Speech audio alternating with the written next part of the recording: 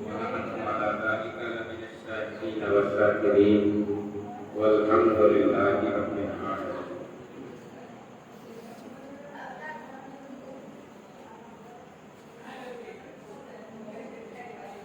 آئیے ہمارا سب سے پہلے مل کر اپنے آقا و مولا حضور رحمت عالم نور مجسم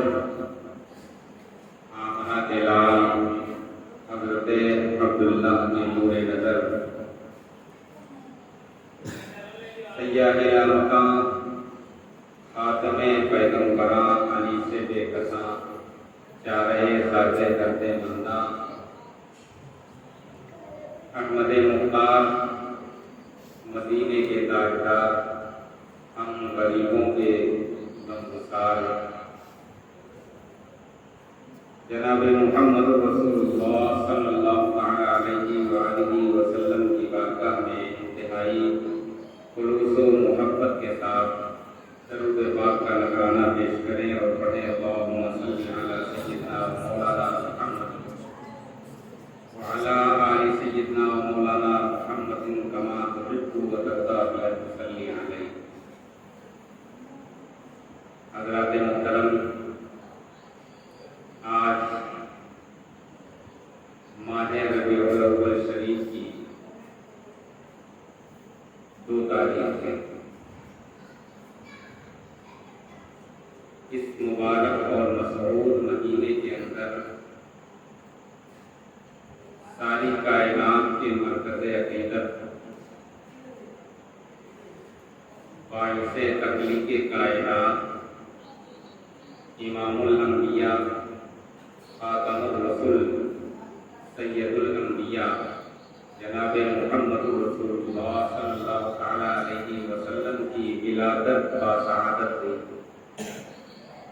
مختلف ناموں سے اس مہینے کو یاد کیا جاتا ہے، جو ہر اعتبار کے معنی اور مطالب میں اپنی ایک پہچان رکھتا ہے. ربیع الاول شریف، ماہ ربیع النور شریف، اور اہل صوفیہ نے اس مبارک مہینے کو ماہ محبت سے بھی یاد کیا. ماہ ربیع الاول شریف، ماہ ربیع النور شریف اور ماہ محبت، یہ مہینہ محبتوں کا مہینہ ہے. یہ مہینہ اسلام کی تعلیمات کو بندوں تک پہنچانے کا، محبت کے ساتھ پہنچانے کا مہینہ ہے. اس مہینے کے اندر بندے مومن جتنی بھی خوشیاں منائے، جتنا بھی اپنے آقا و مولا حضور رحمت عالم آقا کریم صلی اللہ علیہ وسلم کی آمد کی خوشیاں منائے، پھر بھی کم ہے. اللہ نے تمام انبیاء کرام علیہ السلام کو دنیا کے اندر بھیجا. ہر انبیاء کی ولادت اپنی مثال آپ ہے. ہر نبی کی ولادت اپنی مثال رکھتی ہے اور ایک اپنی فضیلت رکھتی ہے. لیکن ہمارے اور آپ کے سب کے آقا صلی اللہ علیہ وسلم کی ولادت کی کوئی مثال نہیں. ان کی آمد کی کوئی مثال نہیں. بند رہے تو کہا جاتا ان کی نہ ان کے وجود کی کوئی مثال ہے، نہ ان کے شہر کی کوئی مثال ہے، نہ ان کے جس مہینے میں آپ تشریف لائے اس مہینے کی کوئی مثال ہے. غرضے کی جو بھی چیزیں آقا کریم صلی اللہ علیہ وسلم سے نسبت رکھتی ہیں وہ دنیا کے اندر بے مثال، ان کی کوئی مثال ہی نہیں. جشن عید میلاد النبی صلی اللہ وسلم. بعض لوگ اس کے اوپر اعتراضات کیا کرتے ہیں کہ عیدیں دو ہیں، یہ تیسری عید کہاں سے آ گئی؟ ایک عید الاضحیٰ اور ایک عید الفطر. لیکن یہ جشن عید میلاد النبی صلی اللہ تعالی علیہ وسلم کا وجود کہاں سے ہوا اور اس کا ثبوت کہاں سے؟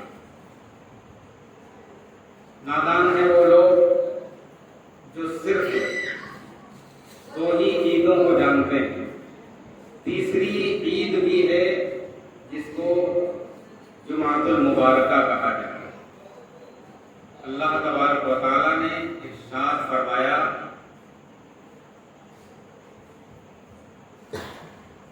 ان یوم نبی کریم صلی اللہ تعالی علیہ وسلم ارشاد فرماتے ہیں ان یوم الجمعہ من افضلکم،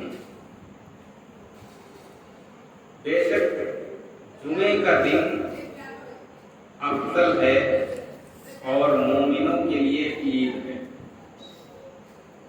ہر ایک چیز کا کوئی نہ کوئی وجہ ہوتی ہے اس کی افضلیت کی. جمعہ تو سمجھ میں آتا ہے، لیکن اللہ نے فرمایا کہ مومنوں کے لیے جمعے کا دن عید ہے. عید کیوں ہے؟ جمعے کو افضلیت کیوں حاصل ہوئی؟ جمعے کو انسیت کیوں حاصل ہوئی؟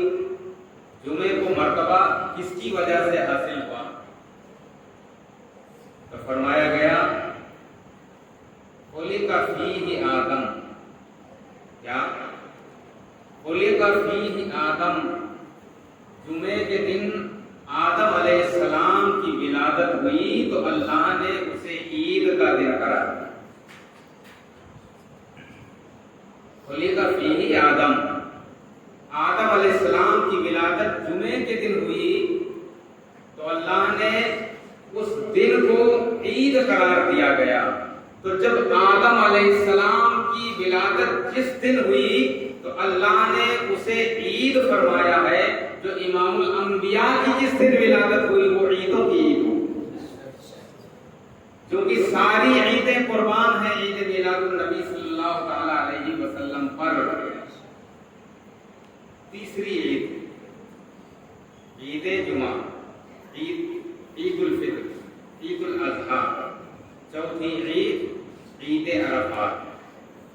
قرآن کی آخری آیت نازل ہوئی الیوم اکملت لکم دینکم واتممت علیکم نعمتی ورضیت لکم الاسلام دینا. عرفات کے میدان میں یہ آخری آیت نازل ہوئی. دین مکمل ہوا، اس سے بڑھ کے اور کوئی خوشی نہیں ہو سکتی، اس سے زیادہ کوئی، اس سے بہتر کوئی دن نہیں ہو سکتا ہے کہ آج دین ہمارے اوپر مکمل ہوا اور ہمارا مذہب اسلام پائے تکمیل کر پہنچا. وہ بھی ایک عید کا دن ہے. ابھی ہم دو عیدوں میں الجھے ہوئے ہیں، وہ بھی عید کا دن ہے.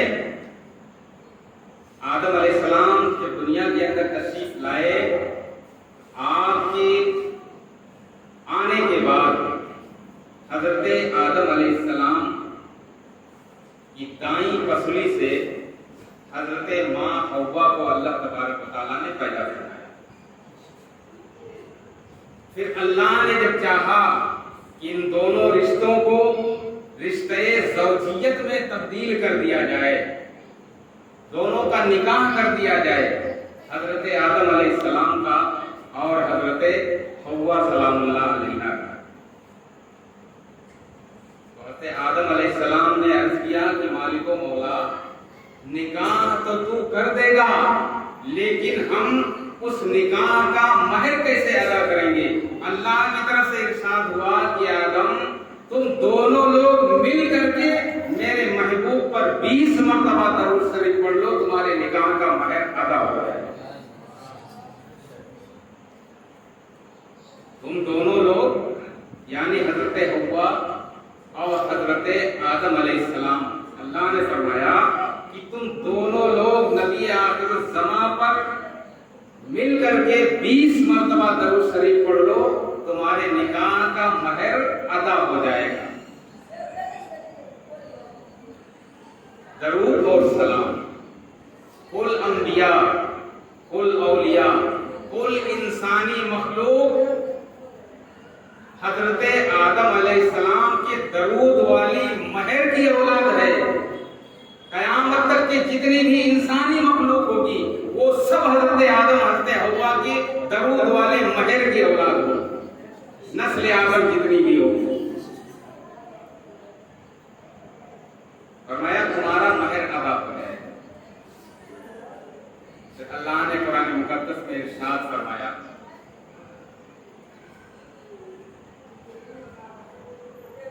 وَسَلَامٌ عَلَيْهِ يَوْمَ وُلِدْتُ وَيَوْمَ يَمُوتُ وَيَوْمَ يُبْعَثُ حَيًّا. سلام ہو حضرت یحییٰ علیہ السلام پر. حضرت یحییٰ علیہ السلام اللہ کے پیغمبر، اللہ کے نبی.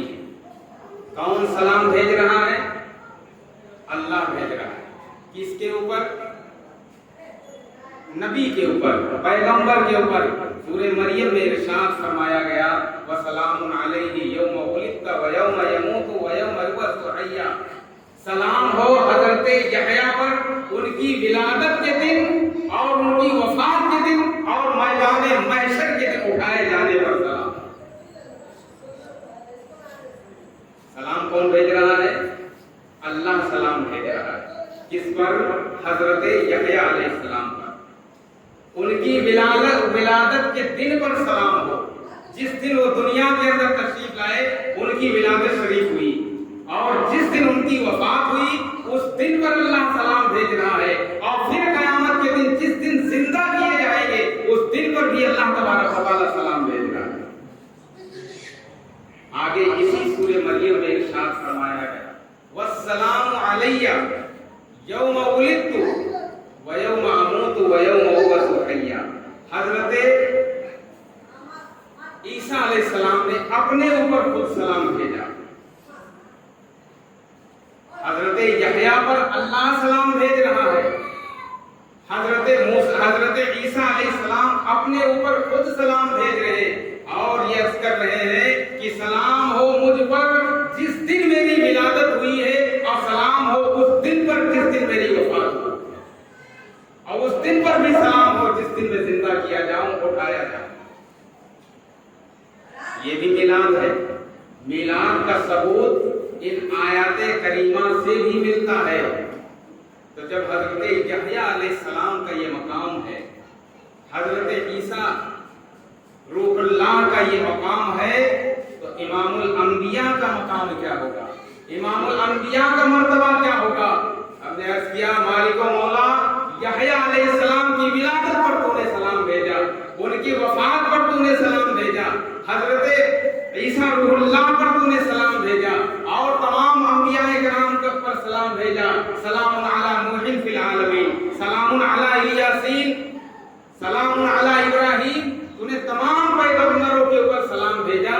جب باری آئی نبی آخر الزمان کی تو اللہ نے فرمایا یہ ان کے وقت مقررہ پر ہم نے سلام بھیجا ہے، لیکن نبی کی بات آئی ہے تو ان کا کوئی بھی لمحہ، کوئی ساعت، کوئی دن، کوئی تاریخ، کوئی گھڑی، کوئی بھی سیکنڈ خالی نہیں ہے. مصطفیٰ جان رحمت پہ سلام بھیجتا رہتا. اور یہ ارشاد فرمایا ان اللہ و ملائکتہ یصلون علی النبی. اس میں قید نہیں ہے کہ آپ کی ولادت کے دن سلام ہو یا آپ کی تاریخ کے اوپر سلام ہو. اللہ ہر وقت اپنے محبوب پر درود اور سلام بھیجتا ہے. اللہ کا سلام پڑھنے کا انداز دوسرا ہے. اللہ کے درود پڑھنے کا انداز جو آپ کا ہے وہ نہیں ہے. آپ کا جو سلام پڑھنے کا انداز ہے وہ اللہ کا اس سے انداز مختلف ہے. وہ سلام کی جگہ پر اپنے محبوب پر رحمتیں نازل فرماتا ہے. یہ اس کا درود اور سلام ہے. ہر ساتھ، ہر گھڑی، ہر لمحہ، کوئی گھنٹہ خالی نہیں، کوئی سیکنڈ خالی نہیں، کوئی تاریخ خالی نہیں، کوئی مہینہ خالی نہیں. ہر وقت اللہ اپنے محبوب پر درود بھیجتا ہے اور سلام بھیجتا ہے. اور ارشاد فرمایا جب بات آئی محبوب کی تو میں ان کی بارگاہ میں درود پڑھنے کے لیے، سلام پڑھنے کے لیے فرشتوں کو ہمہ وقت تیار رکھتا ہوں کہ وہ ہر وقت نبی کی ذات پر درود اور سلام پڑھتے ہیں. نبی کی ذات کے اوپر درود اور سلام پڑھتے ہیں. یہ نبی آخر الزمان صلی اللہ تعالی علیہ وسلم کا مقام ہے, یہ مرتبہ ہے. درود پاک پڑھیے. اللہم صلی علی سیدنا مولانا محمد وعلی آل سیدنا مولانا محمد بارک وسلم. صلو علیہ صلاۃ و سلام علیک دائما علیہ یا رسول اللہ صلی اللہ تعالی علیہ وعلی آلہ واصحابہ وبارک وسلم. قریش مکہ فرماتے ہیں کہ رسول کریم صلی اللہ تعالی علیہ وسلم کی بعثت سے پہلے, ان کی ولادت سے پہلے جو نقوش تھے قدوم ابراہیم کے, میں ان کو تلاش کیا کرتا تھا.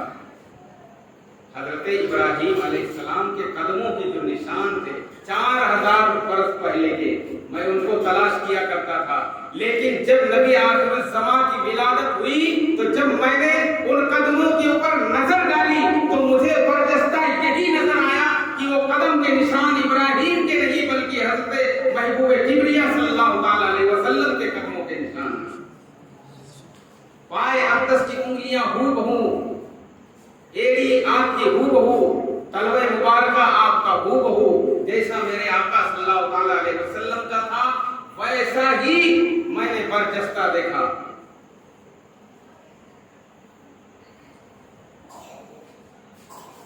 پھر اہل مکہ کا یہ بھی فرمان ہے, اہل قریش کا یہ فرمان ہے, تمام درود پاک پڑھیے. اللہم صلی علی سیدنا مولانا محمد وعلی آل سیدنا و مولانا محمد وبارک وسلم. صلاۃ و سلام علیک یا رسول اللہ صلی اللہ تعالی علیہ وعلی آلہ واصحابہ وبارک وسلم. حضرات گرامی, میں یہ عرض کر رہا تھا کہ آج ساری کائنات, ساری دنیا کے اندر رسول کریم صلی اللہ تعالی علیہ وسلم کی آمد کے تذکرے ہو رہے ہیں, ان کا جشن منایا جا رہا ہے, ان کی یادگار منائی جا رہی ہے, ان کو یاد کیا جا رہا ہے. اور یہ یاد کرنا, ان کے جشن کو منانا, ان کی ولادت کے چرچے کرنا, ان کا میلاد منانا, ان کا میلاد پڑھنا, گویا کہ یہ اللہ تبارک و تعالیٰ کی سنت ہے. محفل میلاد کا منانا یہ اللہ تبارک و تعالیٰ کی سنت ہے. عرض کیا سرکار کی بارگاہ میں صحابہ کرام نے, یا رسول اللہ صلی اللہ تعالی علیہ وسلم, آپ کی وفات کے بعد ہماری نظروں سے پردہ فرمانے کے بعد جس طرح سے آج ہم آپ کے اوپر درود اور سلام پڑھتے ہیں, آپ سماعت فرماتے ہیں, کیا اسی طرح سے آپ اپنی وفات کے بعد بھی درود اور سلام کو سماعت فرمائیں گے؟ آقا نے ارشاد فرمایا, ان اللہ حرم علی الارض ان تأکل اجساد الانبیاء فنبی اللہ حی یرزق. بے شک اللہ نے حرام کر دیا ہے مٹی کو کہ وہ انبیاء کرام کے جسموں کو, اجسام کو کھا سکے. وہ زندہ ہیں, قیامت تک کے زندہ رہیں گے, اور ان کو کبھی بھی ایک آن کے لیے موت آئی, پھر اللہ نے ان کے جسم کے اندر انبیاء کرام کی روح کو واپس فرما دیا. آقا ارشاد فرماتے ہیں, میں جس طرح سے آج اپنے چاہنے والے کا درود سنتا ہوں, سلام کو سماعت فرماتا ہوں, ایسے ہی قیامت تک کے سنتا رہوں گا. لیکن یہ ادب ہے کہ بارگاہ رسالت میں ہمارا اور آپ کا درود بسا اوقات ہمارے آقا خود اپنے کانوں سے سماعت فرماتے ہیں. کبھی کبھی بارگاہ کا جو فرشتہ ہے, جو خادم ہے, وہ بارگاہ رسالت میں ہمارے اور آپ کے درود کو لے جا کر کے پیش کرتا ہے. یہ ادب ہے بارگاہ رسالت کا. تو پیش کرنے کا مطلب اس سے یہ معنی نہیں لیے جا سکتے ہیں کہ فرشتے کے ذریعے پہنچتا ہے تو رسول کریم صلی اللہ تعالی علیہ وسلم سماعت نہیں فرماتے ہیں. ایک فرشتے کو مقرر کر رکھا ہے اللہ نے, جو رسول پاک پر درود پڑھتا ہے اور سلام پڑھتا ہے, اس درود کو اور سلام کو فرشتے کے ذریعے بھی بارگاہ رسالت میں پیش کیا جاتا ہے. اگر اس سے یہ معنی نکال لیے جائے کہ ہم یہاں سے اگر درود پڑھ رہے ہیں تو ہمارے آقا سن نہیں رہے ہیں, تو بات بہت دور تک جائے گی. اللہ سب کچھ جانتا ہے، سمیع و بصیر ہے، علیم و خبیر ہے، وہ سماعت بھی فرماتا ہے، دیکھ بھی رہا ہے، سن بھی رہا ہے، لیکن پھر بھی ہر انسان کے کندھے کے اوپر 2 فرشتوں کو مقرر کر رکھا ہے کہ وہ دن بھر جو کچھ بھی اعمال صالحہ کرتا ہے یا برائیاں کرتا ہے وہ سب نوٹ کرتا ہے اور اللہ کی بارگاہ میں لے جا کر کے وہ رجسٹر پیش کرتا ہے کہ اللہ کو نہیں معلوم کہ ہمارا بندہ کیا کر رہا ہے؟ وہاں ایک فرشتہ ہے تو اعتراضات ہیں، یہاں اللہ کی بارگاہ میں تو 2 فرشتے لے جا کر کے دن بھر کے اعمال نامے پیش کرتا ہے۔ بات بہت دور تک جائے گی، لیکن یہ ادب ہے بارگاہ رسالت کا۔ ابھی مثال کے طور پر کسی بادشاہ کے دربار میں آپ جائیے، اپنی فریاد لے کر کے اگر آپ جاتے ہیں تو آپ کو سب سے پہلے گیٹ کے اوپر روک کیا جائے گا۔ بادشاہ کے دربار کے کچھ اصول ہوتے ہیں، کچھ ضابطے ہوتے ہیں، کچھ طریقے ہوتے ہیں، بادشاہ کے دربار میں حاضری دینے کے کچھ اصول ہوتے ہیں، کچھ آداب ہوتے ہیں۔ آپ بادشاہ کے دربار میں گئے، دربار نے آپ کو روک دیا، خبردار آپ کا کرتا نہیں صحیح ہے، آپ کا لباس نہیں صحیح ہے، آپ کی ٹوپی نہیں صحیح ہے، کیا ضرورت ہے، کیا پیش کرنا ہے بتائیے، میں پیش کروں گا بادشاہ کی بارگاہ میں۔ بحیثیت وکیل وہ بادشاہ کے دربار میں آپ کا عریضہ پیش کرتا ہے۔ یہ دنیا کا دستور ہے، اس لیے کہ آپ کو عقل نہیں ہے، آپ کو تمیز نہیں ہے، آپ کو تہذیب نہیں آتی ہے کہ بادشاہ کی بارگاہ کے آداب کیا ہیں۔ تو جب دنیاوی بادشاہ کے آداب کو آپ نہیں ادا کر سکتے ہیں تو رسول کریم کی بارگاہ کے آداب کو کون ادا کر سکتا ہے؟ وہ وہی ادا کر سکتا ہے جو بارگاہ رسالت میں ہمہ وقت رہتا ہے۔ یہ ادب ہے کہ آپ کے درود کو فرشتوں کے ذریعے ادب و احترام کے ساتھ، عاجزی اور انکساری کے ساتھ فرشتوں کے ذریعے بارگاہ رسالت میں پیش کیا جاتا ہے۔ اے اللہ کے نبی، فلاں آپ کی امتی نے فلاں شہر سے یہ آپ کی بارگاہ میں تحفہ پیش کیا ہے، لیکن اس کا معنی یہ نہیں ہے کہ وہ نہیں سنتے ہیں، ہرگز اس کا معنی یہ نہیں ہے۔ اور اپنے عاشقوں کے درود کو سرکار خود اپنے کانوں سے سماعت فرماتے ہیں، دیکھتے بھی ہیں، سماعت بھی فرماتے ہیں، سنتے بھی ہیں اور سلام کا بھی جواب دیتے ہیں۔ یہ ہمارے اندر اتنی وسعت نہیں ہے، اتنی طاقت نہیں ہے کہ ہم رسول اللہ صلی اللہ تعالی علیہ وسلم کے جواب کو سن سکیں۔ اہل دل ہوا کرتے تھے، آج بھی ہیں اور قیامت تک کے رہیں گے۔ بعض کتب میں لکھا ہوا ہے کہ جب اہل دل، اہل صوفیہ، اللہ کا وہ محبوب بندہ، بارگاہ کے مقبولیت رکھنے والا بندہ جب نماز پڑھتا تھا اور جب التحیات پڑھتا تھا، جب وہاں کے اوپر یہ عریضہ پیش کرتا تھا السلام علیکہ ایھا النبی، اس وقت تک آگے کوئی جملہ نہیں پڑھتا تھا جب تک کہ بارگاہ رسالت سے سلام کا جواب نہیں آتا۔ آپ جب اس مقام پہ پہنچیں گے تو آپ کو حقیقت سے سارے پردے آپ کے منکشف ہو جائیں گے، اٹھ جائیں گے، سارے حجابات اٹھ جائیں گے، لیکن اس مرتبے کو پہنچنے کے لیے بڑے مجاہدات کرنے پڑتے ہیں۔ حضرت بی بی فاطمہ الزہرا سلام اللہ علیہا ارشاد فرماتی ہیں کہ میں سجدے سے اس وقت تک سر اٹھاتی نہیں تھی جب تک کہ اللہ کی طرف سے یہ آواز نہیں آتی تھی کہ اے فاطمہ سر اٹھاؤ، تمہارا سجدہ ہم نے قبول کر لیا۔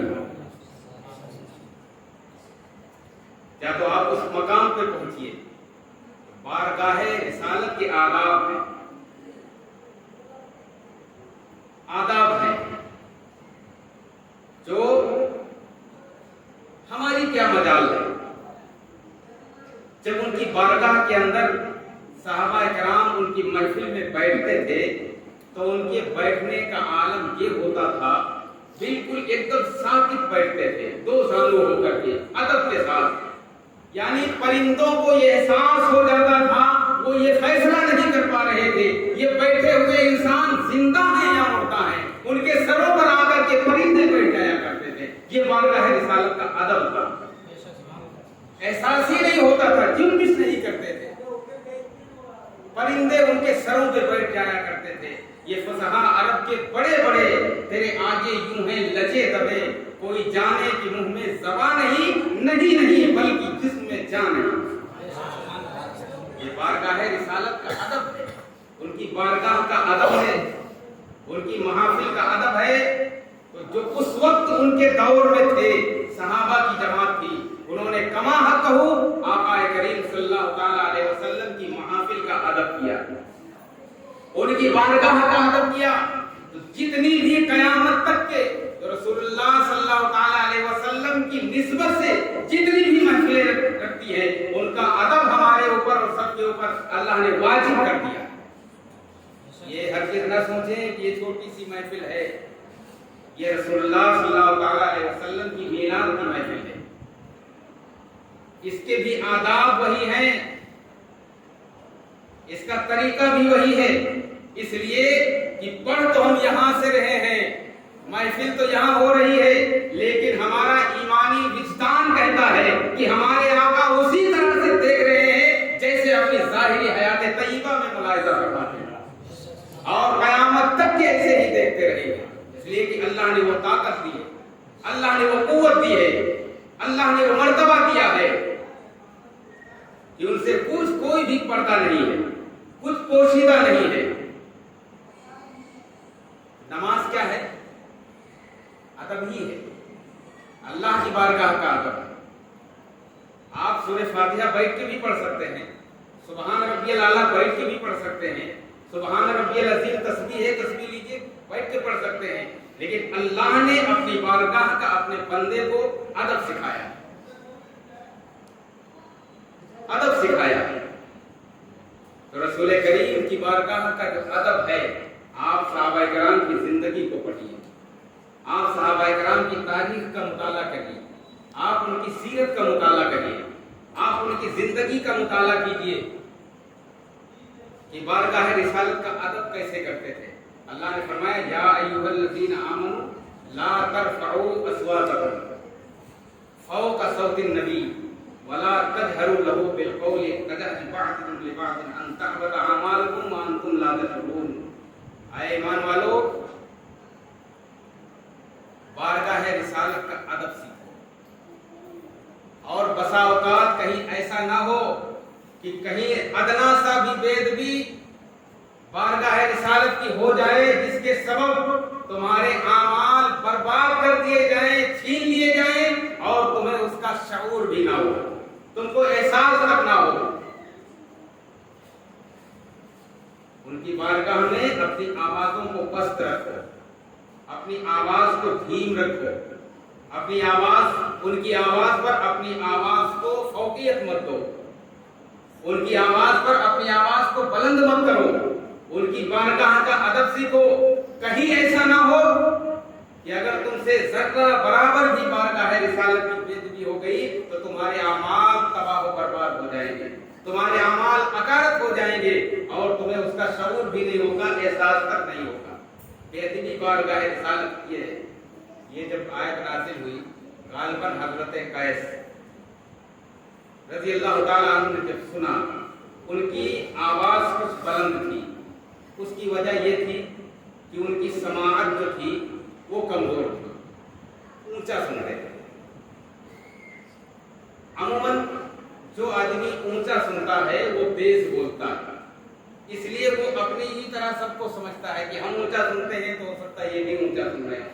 حالانکہ یہ ان کا عذر شرعی تھا، یہ ان کا عذر شرعی تھا، شریعت کی طرف سے اس پر کوئی گرفت نہیں. بارگاہ رسالت میں جب یہ آیت نازل ہوئی، اس سے پہلے جب ان کی کچھ سمجھ میں نہیں آتا تھا تو بلند آواز سے پوچھ لیا کرتے تھے، یا رسول اللہ آپ نے کیا ارشاد فرمایا، پوچھ لیا کرتے تھے. جب یہ آیت نازل ہوئی تو انہیں رونا شروع کیا. رسول کریم صلی اللہ تعالی علیہ وسلم کی محفل میں نہیں تشریف لے گئے. ایک دن ہوا، 2 دن ہوئے، 3 دن ہوئے، 4 دن ہوئے. آقا نے ارشاد فرمایا کہ فلاں شخص ہماری محفل میں نہیں آ رہے ہیں، کیا بات ہے، تلاش کرتے گا. صحابہ کرام آپ کی تلاش میں گئے، آپ کی جستجو میں گئے. دیکھا کہ ایک شہر کے باہر ایک میدان میں سر سجدے میں ہے اور اللہ کی بارگاہ میں رو رہے، معافی مانگ رہے، توبہ کر رہے. اے اللہ، میں تو برباد ہو گیا، میرے اعمال تباہ و برباد ہو گئے، میری نیکیاں ختم ہو گئی، اس لیے کہ اللہ کے نبی کی بارگاہ میں بلند آواز سے سوال کیا کرتا تھا. صحابہ کرام نے عرض کیا چلیے آپ کو آقا کریم صلی اللہ تعالیٰ علیہ وسلم نے یاد فرمایا، آئے ہاتھ جوڑ کے عرض کیا یا رسول اللہ میں تو برباد ہو گیا۔ آقا علیہ السلام نے ارشاد فرمایا کہ تمہارے لیے معافی ہے، اس لیے کہ شرعی عذر ہے، تمہارے لیے معافی ہے، تم کو افسوس کرنے کی ضرورت نہیں۔ پھر اس کے عوض میں دوسری آیت نازل ہوئی کہ وہ لوگ جن کی سماعتیں کمزور ہیں، جو اونچا سنتے ہیں، ان کے لیے رخصت ہے، ان کے لیے معافی ہے۔ بارگاہ رسالت کا ادب، آج جو محفلیں ہوتی ہیں، سڑکوں پہ ہوتی ہیں، مدرسوں میں ہوتی ہیں، مسجدوں میں ہوتی ہیں، جو میلاد کی محفل ہے ان دنوں میں جو ہوتی ہے، اس کے آداب بہت ضروری ہیں، اس کے آداب بہت ضروری ہیں۔